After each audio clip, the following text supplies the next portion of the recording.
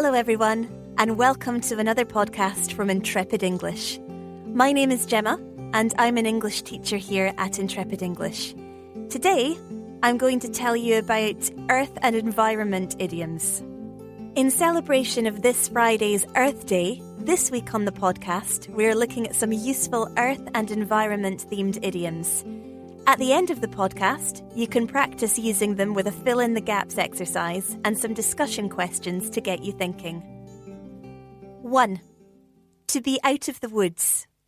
When you are past the difficult or dangerous part of a process and you are now safe, you are out of the woods.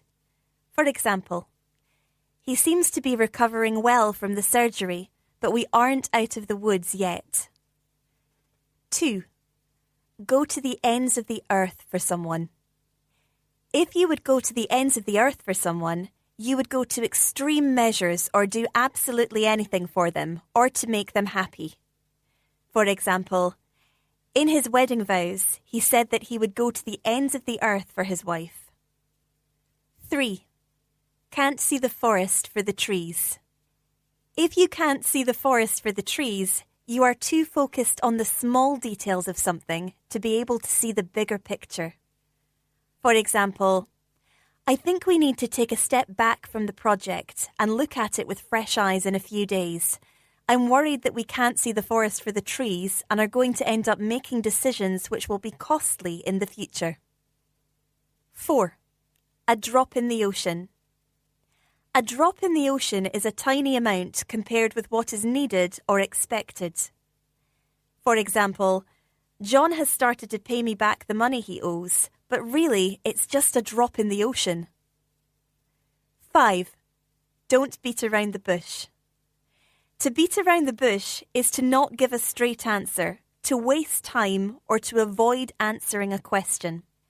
For example, my boss never gives a straight answer when we ask about budgets. It is very frustrating. He is always beating around the bush. 6. To be down to earth. A person who is down to earth is humble, nice, and an all-round good person. For example, even though he's a worldwide superstar, he's so down to earth.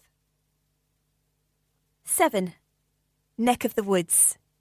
Your neck of the woods is the area where you live. For example, there's a new cafe opening up in your neck of the woods, isn't there? We should check it out sometime. 8. To be green-fingered or have a green thumb. Someone who is green-fingered or has a green thumb is good at gardening and looking after plants. For example, gardening is one of my hobbies. I got it from my grandmother.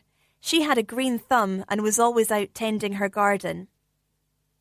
Now use the earth and environment idioms we have discussed to fill in the spaces in the following sentences.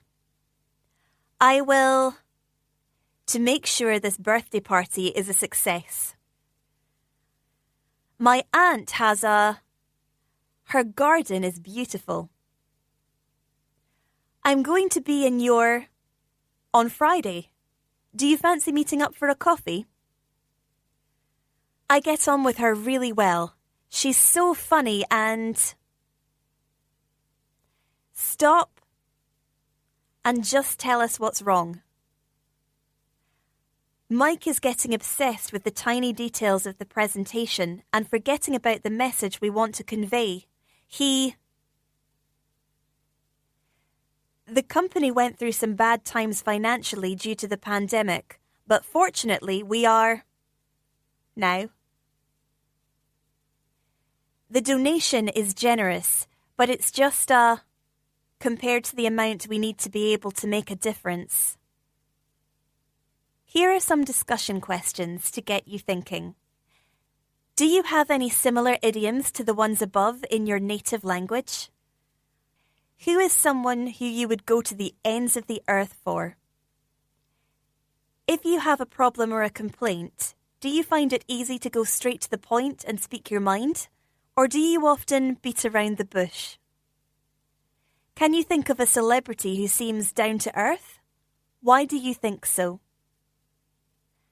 Some people say that reducing our use of plastic bags is just a drop in the ocean in the fight against climate change. Do you agree? What are some of the things you can find in your neck of the woods? Do you have a green thumb? Do you know someone who does? Bonus question. Have you ever heard the expression, "the grass is always greener on the other side"? What do you think this means? Do you agree? This content was written by Intrepid English teacher Kate and recorded by Gemma. You can find out more about Kate and Gemma on their Intrepid English Teacher profile pages.